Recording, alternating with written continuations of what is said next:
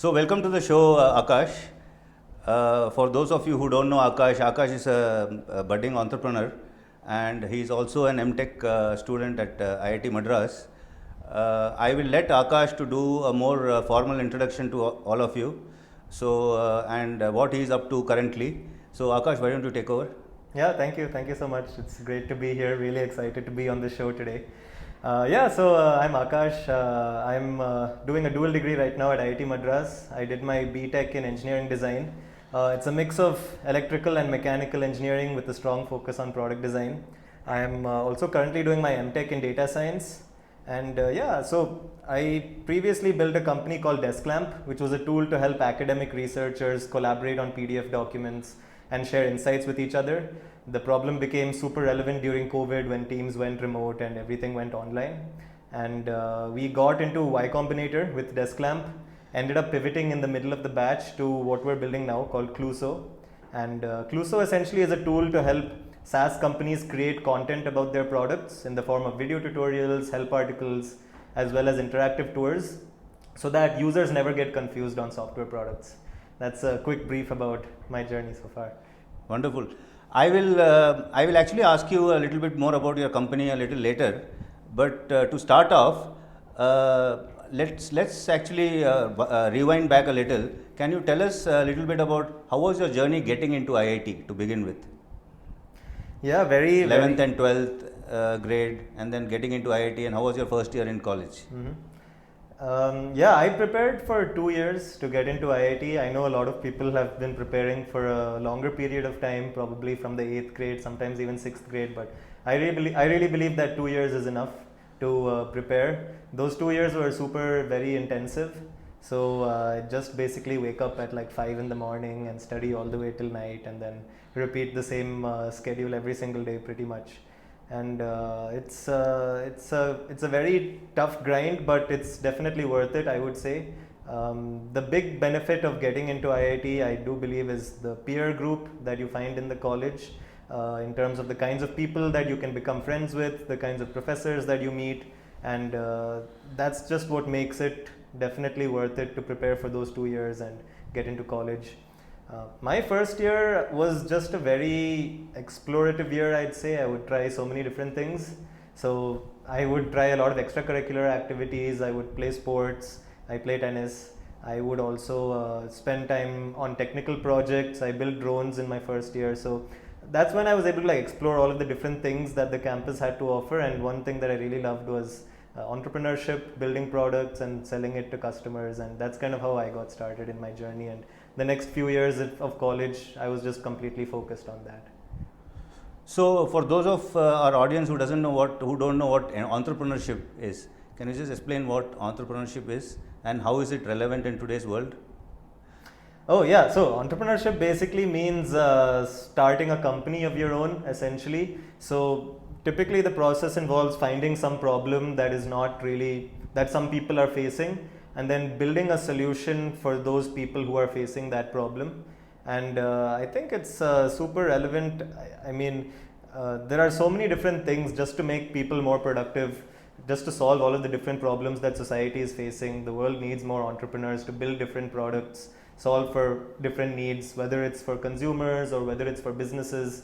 And that's typically what entrepreneurship is about. Just finding a problem, building a product, getting it in the hands of users, and really building something that people want to use on a regular basis. So after IIT, most of the students would actually take up a job or something. And what you're saying is another opportunity for students would be to get into starting their own company and doing something about it in that regard, right? Mm-hmm. So how does IIT Madras specifically help you in this journey? Does it help you in any way in terms of facilities, infrastructure, and professors?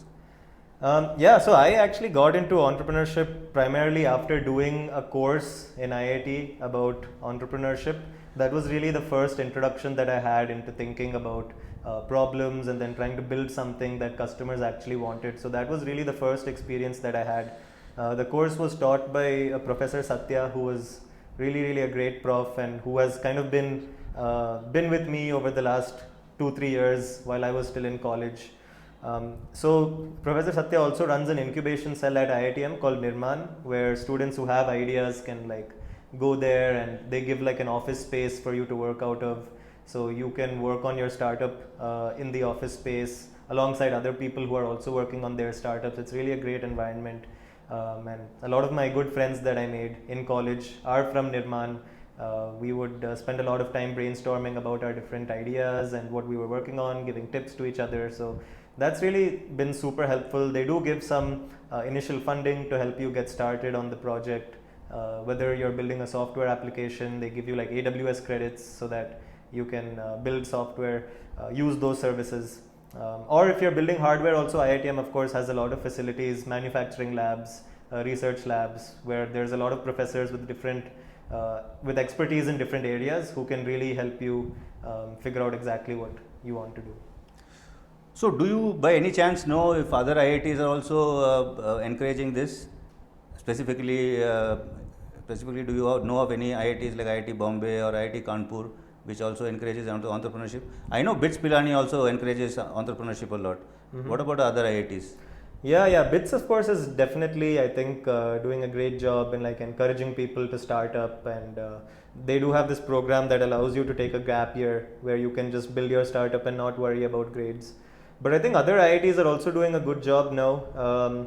IIT Madras has recently started this thing where you can basically kind of drop out of college and pursue your startup, and then at any point later on you can come back to college and finish your degree, which I think IIT Bombay and IIT Kharagpur are also doing. In fact, IIT Madras is doing this, is it? Yeah, they're trying to incorporate something like that. I don't know if it's already there or not. Mm-hmm. But so recently I was actually at Combinator for which is a startup accelerator in Silicon Valley. Over there, a lot of the companies that I saw were coming out of IIT Bombay and IIT Kharagpur. So definitely they're actually ahead of IITM right now, and IITM probably needs to like pull up their socks and get more entrepreneurs out of IITM to catch up to some of these other IITs. So there is a conception that it is very difficult to get into IIT, and even after that, after you get into IIT, it is very difficult to actually be in IIT and study because the academic culture is very strong, and people are not able to pursue other things when they are in IIT. That is the conception. How true is that? Do you really have to struggle a lot for getting grades? And if you didn't struggle, what about the other students? Do they have to struggle? What has your experience been in that regard? Yeah, getting into IIT is definitely a struggle. But once you actually get in, it's a lot easier, I would say. I've heard a lot of people say that, yeah, it's tough once you get in as well. The pressure never actually drops. But of course, a lot of it depends on the degree that you're pursuing as well. For some degrees like computer science or electrical engineering, the workload can be a little bit higher. And we see very, very few people from those departments actually pursue extracurricular activities or start a company or do those kind of stuff. Whereas most of the other departments, the workload is a little bit lighter. It allows you to have that flexibility outside your academic work. You can pursue other things. So if you're picking a branch at IIT, this is probably one factor that you might want to consider. But on the whole, to answer your question, definitely a lot easier once you get in. I mean, a lot less effort. There's definitely time to pursue other things if you can be more organized, and if you're diligent about spending your time in things that you want to do. So from your experience, what are the different kinds of facilities at IIT Madras you found really helpful in your journey, in your last 4 years? It could be any infrastructure. I mean, yeah, like tennis courts or swimming pool, whatever. Yeah, of course. I spent a lot of time in sports, so I really loved the sports facilities at IITM are pretty world class. So the tennis courts are amazing. I spent a lot of time at the swimming pool as well. We have a 50-meter Olympic-sized swimming pool with a diving board. I used to go there whenever I got a chance. Plus, the athletic stadium there is a great place to run. And I think in general, just the campus is so nice. It's in the middle of a forest and so peaceful. It's always a great place to run outdoors. I know so many people who never used to run before just picked up running as a hobby because it's so nice to run on the campus. So in terms of sports facilities, those are great. Of course, I already spoke a bit about the entrepreneurship facilities. They give us an office space to work out of. The facilities for students to like pursue technical activities are really, really great. So it's really up to the students to make the most of all of these facilities. Of course, I would say. Mm-hmm. If a person wants to become an entrepreneur, and say somebody wants to try and become an entrepreneur, and he is in the second year of engineering or something, what should he do? Is there something specific he should do? Let's say he is interested in becoming an entrepreneur. Of course, the interest has to be there. If the interest is there, how should he go about it at IIT Madras? The first thing is to find a co-founder. That's the number one thing that anyone should do. I think the most important thing in starting a startup is to find someone who you really enjoy working with, who you can live with and spend pretty much every moment of your time like working with them to build something. So it's important to find someone who you can build that relationship with. So they need to be, of course, someone that you enjoy spending time with. They need to be someone who gets the best out of you, who pushes you to work hard. They need to be someone who works hard themselves, super organized with their time. In a place like IIT, it's very easy to get distracted and like waste a lot, or I would say spend time doing things outside of work. So you need to find someone who you can gel with and get the most out of, who you can work together with. After that, finding an idea to work on is second. I think most people think that finding an idea to work on is the most important thing, but in my experience, finding the people to work with is the most important, and then after that, finding an idea, because it's always easy to change an idea at any point in time. There's like millions and millions of ideas that you can work on, but there's not that many people who you can actually start a company with. So just finding that person, and then finding what both of you are interested in together, an intersection of your interests, finding something in that space. You do have to kind of sacrifice a little bit, like you might be interested in some things, they might be interested in some other things, but you need to find some common ground and build in that space, I would say. Okay, so my next question would be, so you have a person that you can work with. You gel very well with him, and you have found somebody, some friend at IIT that you can work with. And then now you have been brainstorming with him, and then you have come out with an idea. That idea both of you agree on. Now you start building that idea. Now, what is the next step? I mean, after that, in order for you to take it forward. I think even before you start building, once you've settled on an idea, the best thing to do is go and speak to the customers, identify who could buy this possible solution that you're going to build, and then probably make some mock-ups, make an animation about the product, and then go and give them a presentation saying, hey, this is what we're building, this is how it works. Act like you've already built it, even though it's probably not in code, it's maybe just a PowerPoint presentation or some video that you've recorded. Show it to them and see if they're willing to pay for it. I think that's super important to do, because a lot of the times as entrepreneurs, we tend to just build something and ask them if they want to use it, and more often than not, people will say, yeah, this is great, I would definitely use it. Then tell them what the price is. If you tell them what the price is, only then they actually give you the real feedback about how useful this could be. So yeah, gauge whether people are going to pay for it, and once you've gauged that, yeah, some people are going to pay for this and it's a good idea and people are going to use it, then you start building it. Build out a very basic version of the product, just 1 or 2 features, don't go crazy, don't make it perfect, and ship it to them. Let it have bugs, that's okay. And then at that point, you've kind of validated, yeah, this is something that people want, this is something that people are using, people are paying for, and then yeah, iron out the product a little bit more, find more customers and keep growing it that way, I would say. So that's kind of what you need. A lot of people think that they might need to raise funds or get investors or all that stuff, but I would say this is the first step.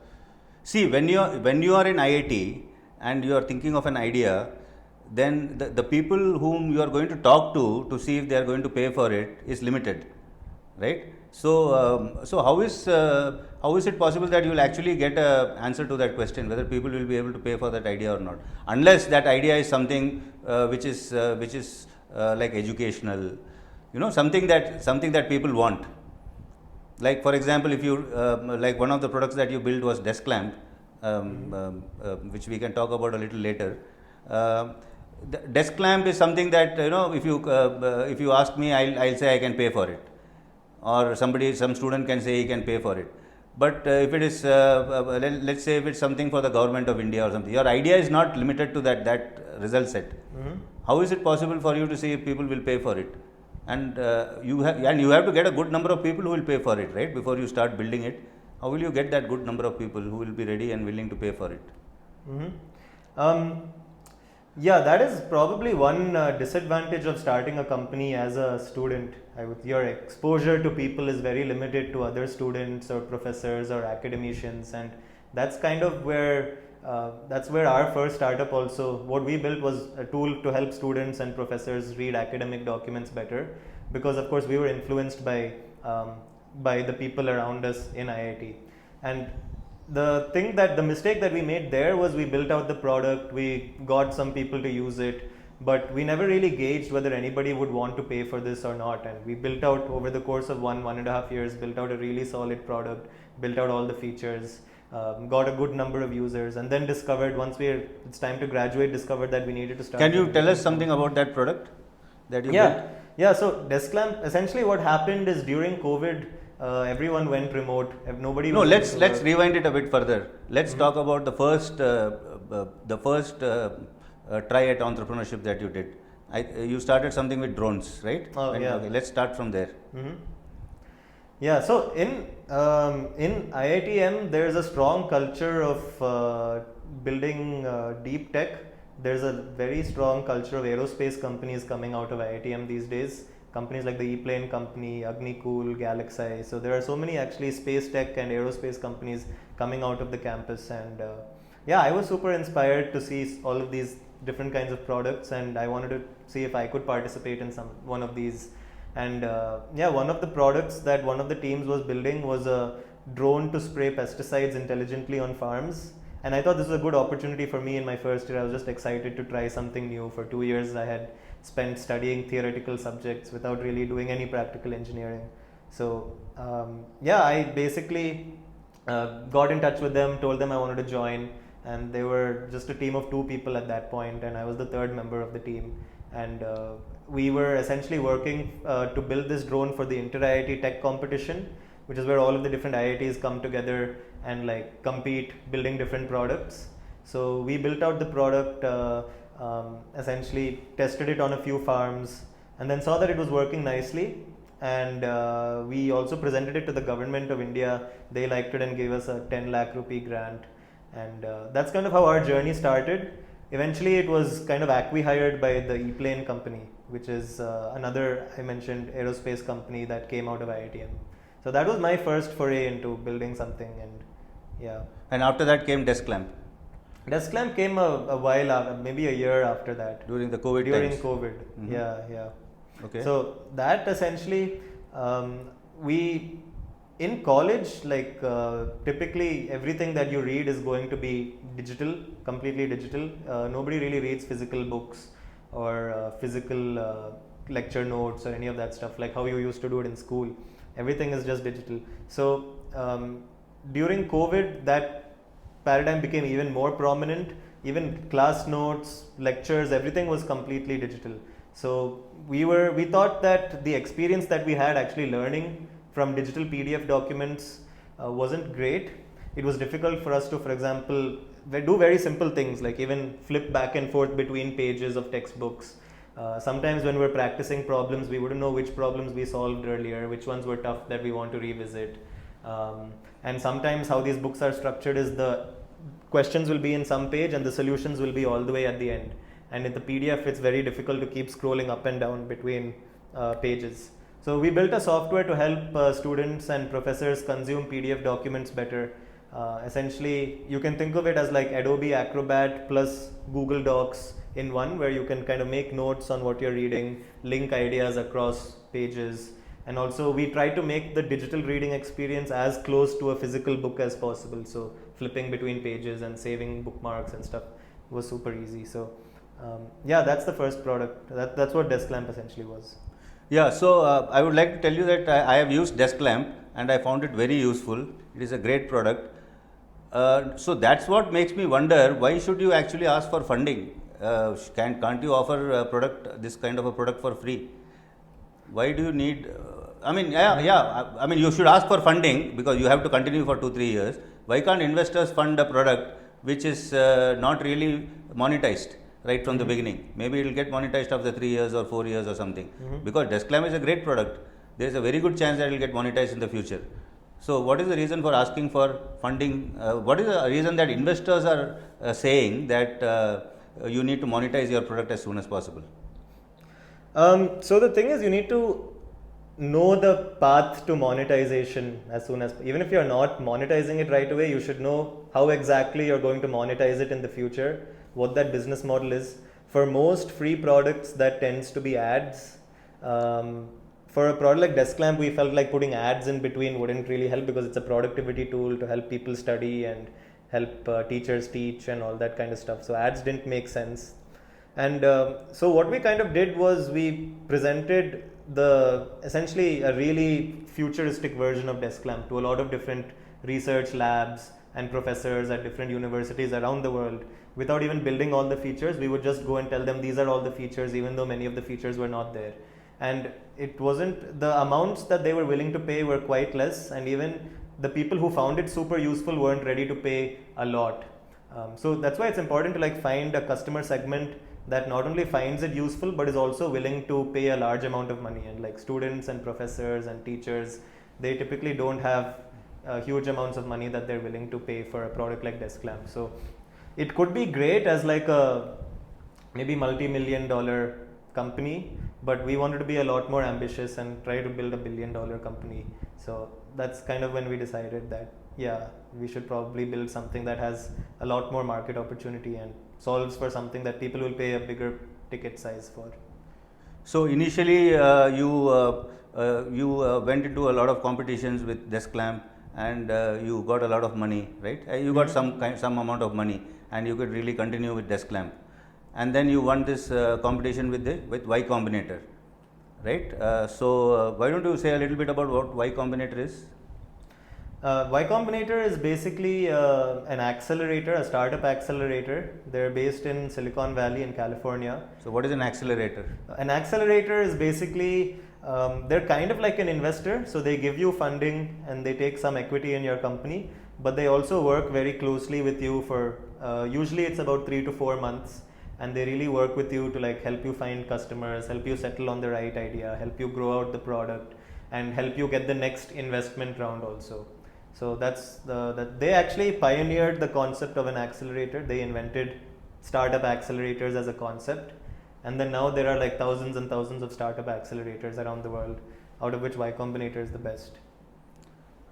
So, so you won this competition, and then you recently went to YC, and then you just returned back, right? You just spent 3 months there. So, what was the reason that you changed the product, and why Cluso? Yeah, so as I mentioned with Desk Lamp, even with the really V3, so to say, the next to next version with all of the features that we could think of, we saw that we thought that in the US people would pay more than people in India, but we saw that professors and researchers in the US also were not really willing to pay so much for this product. Yeah. So that's kind of when we decided, yeah, we should probably pivot into a new idea.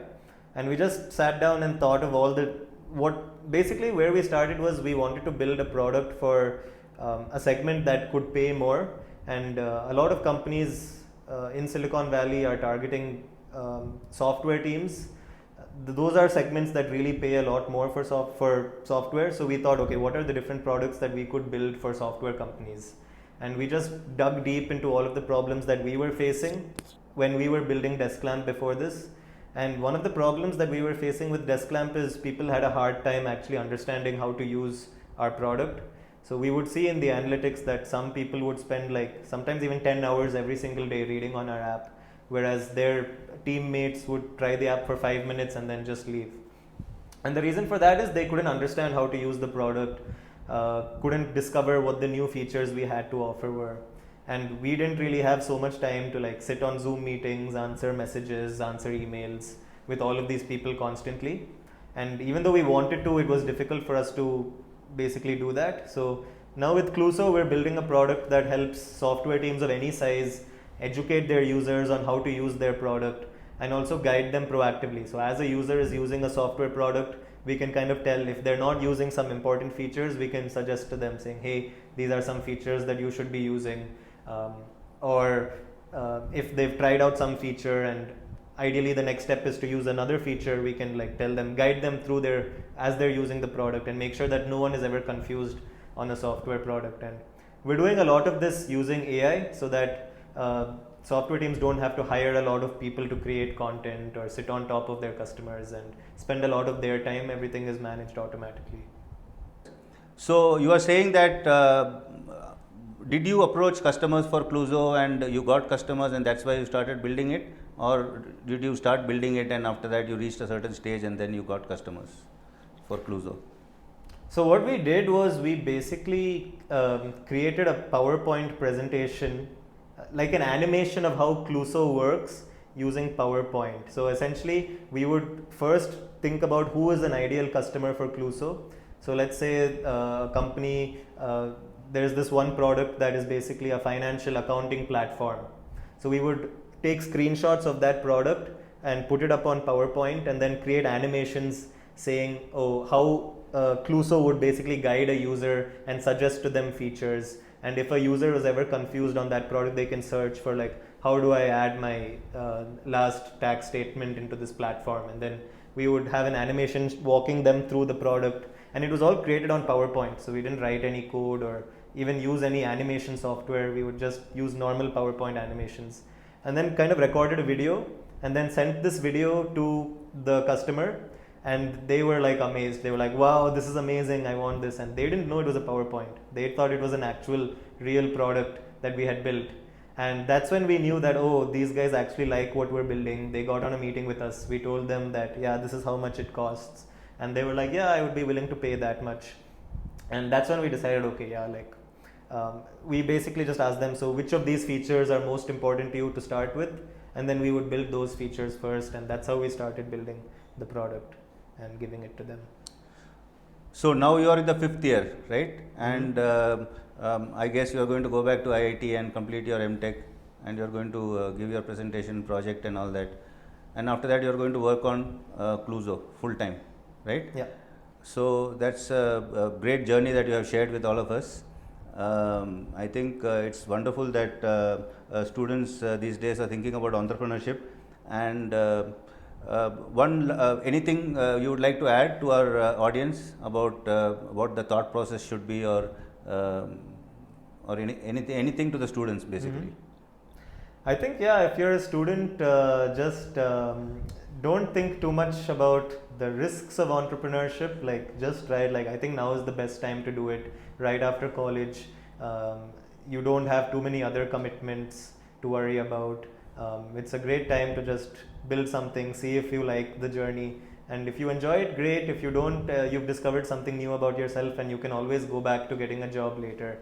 I do believe that it's easier to get a job after you've started a company and tried for 2 years rather than straight out of college. So it's worth a shot. Don't worry too much. There's not as much risks as you might think.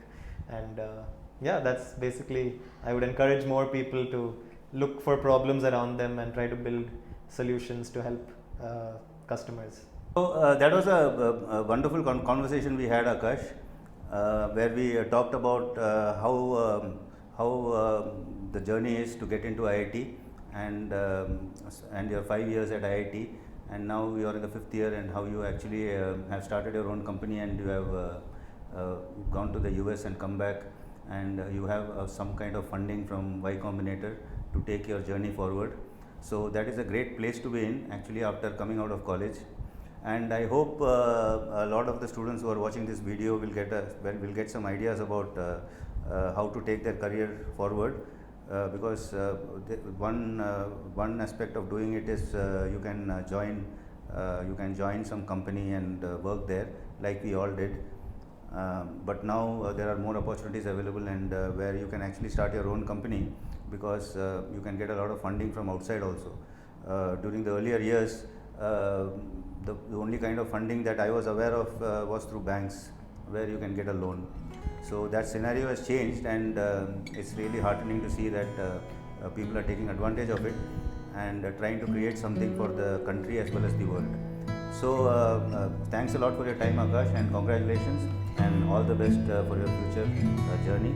We hope that you do very well, and the whole country and the whole world benefits from whatever products you build. Thank you. Thanks a lot. Thank you.